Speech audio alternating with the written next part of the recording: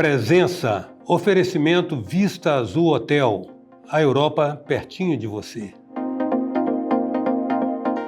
A mobilidade urbana é um tema cada vez mais recorrente e premente na nossa pauta, na pauta da cidade, né? Ela remete à questão com a nossa relação com o principal personagem, que é o carro. E o carro nos remete também ao contexto, todo um contexto que está envolvendo esse personagem universal das cidades. A manutenção, toda uma indústria que se sustenta a partir do serviço que ele demanda. Esse é o tema da nossa conversa. A gente vai conversar com o presidente do Sindirepa, o Sindicato da Indústria da Reparação Automotiva do Espírito Santo, o empresário Diego Receputi.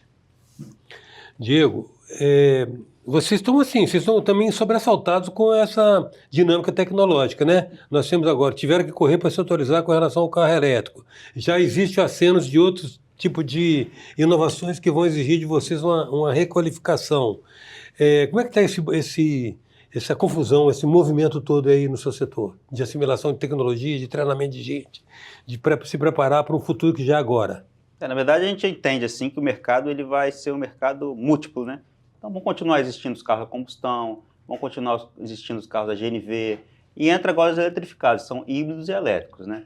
E, de uma forma geral, o que as oficinas de reparação já têm que saber? Elas têm que estar atualizadas com o mercado que está rodando, né? Uhum. O que vai acontecer no futuro, se vão ter empresas que vão se vão gerar nichos, por exemplo, uma oficina que só conserta eletrificados, pode acontecer, ou que só conserta GNV, ou só combustão, isso pode acontecer também, né? Uhum. Mas é importante todos esses nichos estarem ali, e o consumidor, de uma forma geral, ele ter onde consertar esses veículos. Então o Sindirepa se preocupa com isso. Olha, eu tenho um carro a combustão, você vai ter alguém que conserta. Eu tenho um carro eletrificado, vai ter alguém que conserta. Qualquer um desses cenários é possível.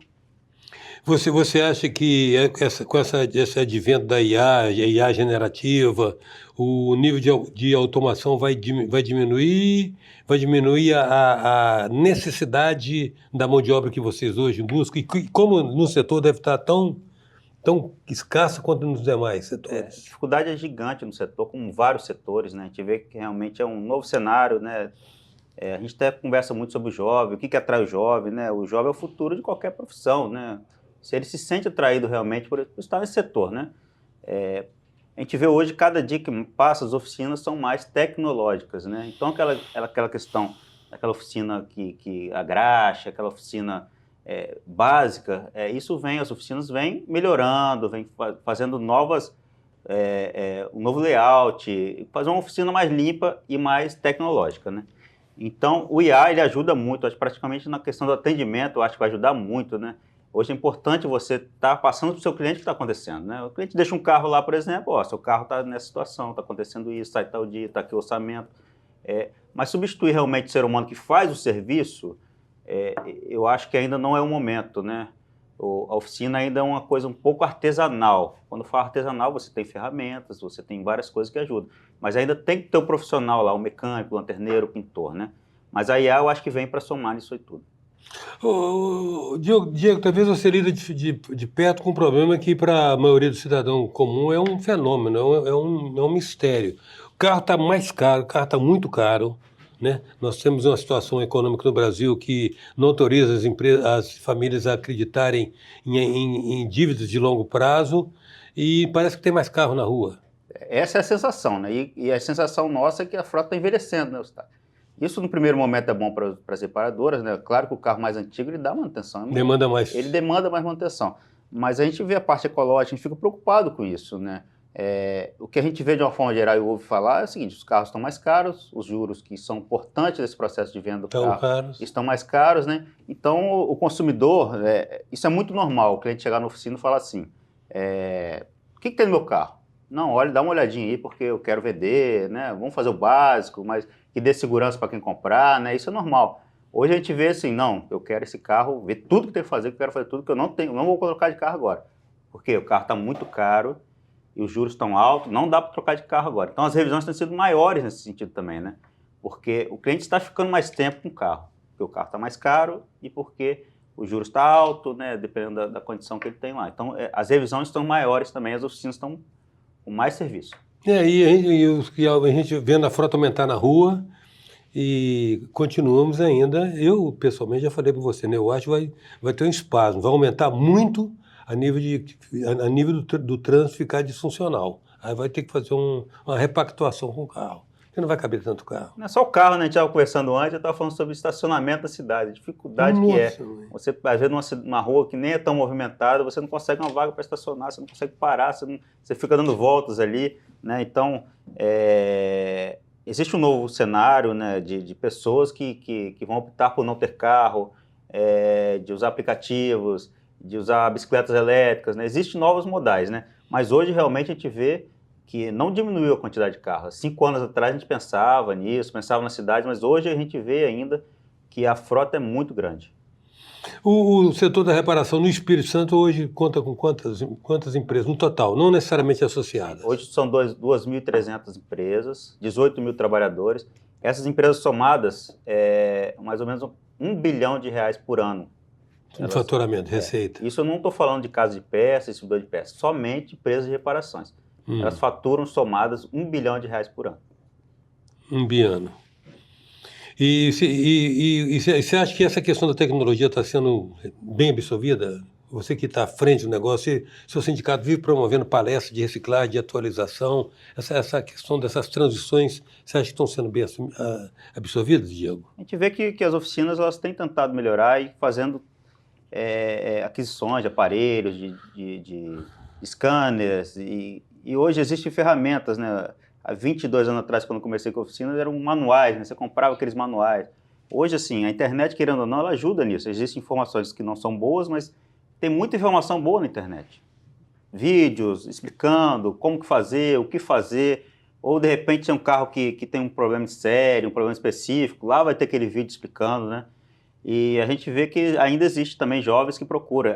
O acesso à informação hoje é muito maior do que há 20 e poucos anos atrás, 40 anos atrás, né? É incomparável. Então, se quem está na oficina souber usar essa ferramenta, ajuda muito no dia a dia dele. Ou seja, se a pessoa tiver um interesse em aprender, a internet hoje disponibiliza o acesso à informação que ele quer, pelo menos, se não no nível de detalhe que ele quer, pelo menos o suficiente para ele se saber do que se trata, né? Sim, porque tem problemas crônicos de carros, né? Tem carros que você vê que eles têm muito, sei lá, um carro X que tem muito problema no painel. Uma luz que acende no painel e você vê que em série isso acontece. Vai ter um vídeo de alguém lá explicando, olha, faz isso, faz aquilo, faz aquilo.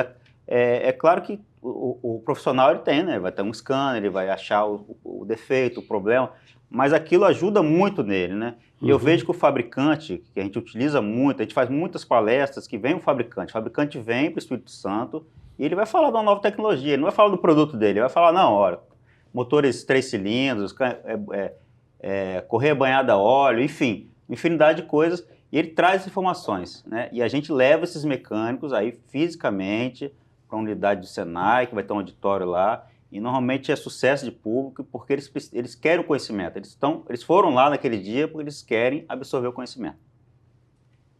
Você falou em Senai, aí a estrutura oferecida pelo Senai ela é bem estratégica na entrega de especialização para o seu setor, né? Hoje é uma grande ferramenta, a maior ferramenta, não é a única, né? O mercado é muito grande, mas é a maior ferramenta que nós temos na reparação automotiva. Temos aqui um centro em Vitória, um centro de mobilidade que pega ali. Nós temos ali a mecânica diesel, mecânica combustão. Entramos agora com os eletrificados, com híbridos elétricos, né? Temos a motocicleta, temos montadoras que apoiam aquela unidade, né? Que levam conhecimento também através da montadora. Então, a grande ferramenta que a reparação automotiva tem no Espírito Santo é o Senai. Você falou a respeito do elétrico, qual é a prevalência que você imagina? Hoje nós temos as naturais, os engasgos e dificuldades de uma estrutura que permita esse modal ser, digamos assim, se todo mundo aderir a um carro elétrico, por exemplo, você não tem como fazer o suprimento de energia, Sim. O carregamento. Mas como é que você está vendo a prevalência dele? A longo prazo, quando se estabilizar o consumo, como é que você acha que vai ser a participação do elétrico na frota? Hoje especialistas falam que se compara um pouco com a Europa de 12%, 18%, 22%, né? A gente vê realmente uma mudança de postura do consumidor nisso. Muitos realmente têm a parte ecológica. A gente pega agora, por exemplo, os motoristas aplicativos aderiram muito ao carro elétrico, pela economia, né? Mas existem problemas com o carro elétrico que a gente sabe o que são, né? O principal é a bateria, né? Abastecimento, onde que ele mora, num prédio, num condomínio, numa casa. Autonomia, né? Se esse carro realmente ele vai conseguir viajar com a família dele, ou se esse carro vai ser um carro urbano. Se a pessoa tem condição de ter 2 carros, vai ter um carro que é o carro da família e vai ter um segundo carro elétrico urbano. Mas eu acredito que isso tende a crescer, sim. Tende a crescer. Tende a crescer. Eu quero saber de você uma coisa também que eu acho interessante, já em outra área. O setor de vocês é um setor muito interessante. A exemplo do setor de comunicação, o setor de comunicação, ele sempre foi financiado pela publicidade. O veículo, a assinatura, a televisão aberta é gratuita, né? Você compra a televisão e acessa a televisão. Os jornais eram vendidos por valores que, na verdade, não compensavam o custo de cada edição, porque era financiado pela publicidade bancária. Sim. No caso de vocês têm um modelo de negócio em que a remuneração da mão de obra, às vezes, é uma receita menor do que o valor que vocês ganham na comercialização das peças, certo? Sim. E aí nós temos aí nas inovações que se apresentam já imediatamente a questão da impressão em 3D. Ou seja, se o cara investir no equipamento, ele vai conseguir produzir a peça do carro do cliente dele na própria oficina. Como é que é isso? Expande mais ainda a perspectiva do setor? Ou vocês têm alguma regulamentação? Porque no Brasil tem muito cartório, né? Sim. Hoje é uma questão... O que está acontecendo hoje? Principalmente os carros antigos, né? Falando aí, não de todas as peças, mas, por exemplo, mangueiras, abraçadeiras, algumas peças metálicas, já existem pessoas que fabricam. De repente, ele tem uma oficina especializada em carro antigo, ele comprou uma máquina e ele mesmo produz, né? Sim.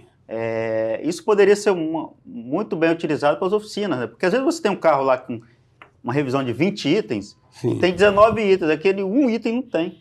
E o carro fica parado uma semana, 10 dias, né? Eu acho que é uma boa alternativa, isso tem que ser regulado, tem que ser pensado, ainda é um embrião, isso está acontecendo, mas eu acho que não deixa de ser uma nova tecnologia e inovação para o setor. Vocês, como sindicato filiado à Federação das Indústrias, o presidente tem assento no conselho da federação, então você é um dirigente. Sim. Né? Na medida que vocês representam assim, um setor como esse, que é o Sindirepa, que cuida exatamente da mobilidade, do principal elemento da mobilidade urbana, que é o carro, vocês têm assim, poder de negociação, de conversa com as fábricas, com as marcas? Como é que é essa? Existe uma interação entre vocês, já que vocês trabalham com produtos deles? Existe principalmente a questão de peças, né, de homologação de peças, isso existe mais forte do que realmente o carro, né, vamos falar assim, Sim. A estrutura do carro, né. Mas a gente vê que ao longo do tempo, né, as entidades, principalmente vamos falar do Sindirepa, entidade nacional, o Sindirepa tem uma entidade nacional, né, que fala muito, ela fala muito também sobre o direito de reparar, uma coisa importante. O que é o direito de reparar, né?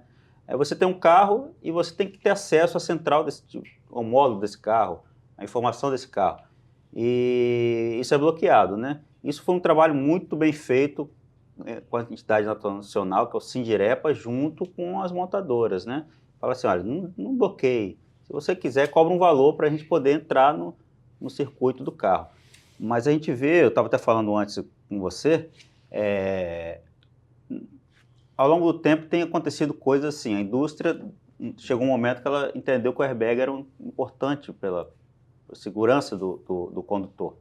Agora ela entende que o sistema ADAS, que toda aquela parte de frenagem, de EBD, entendeu? Existem coisas que vão sendo aliadas com a oficina, né?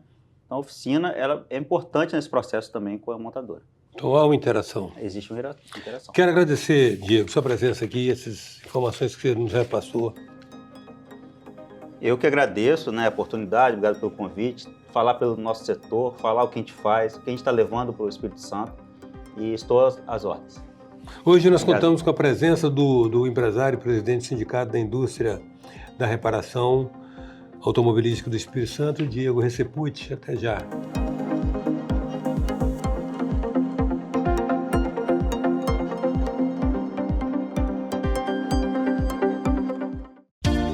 Venha viver momentos inesquecíveis no Hotel Vista Azul, nas Montanhas Capixabas.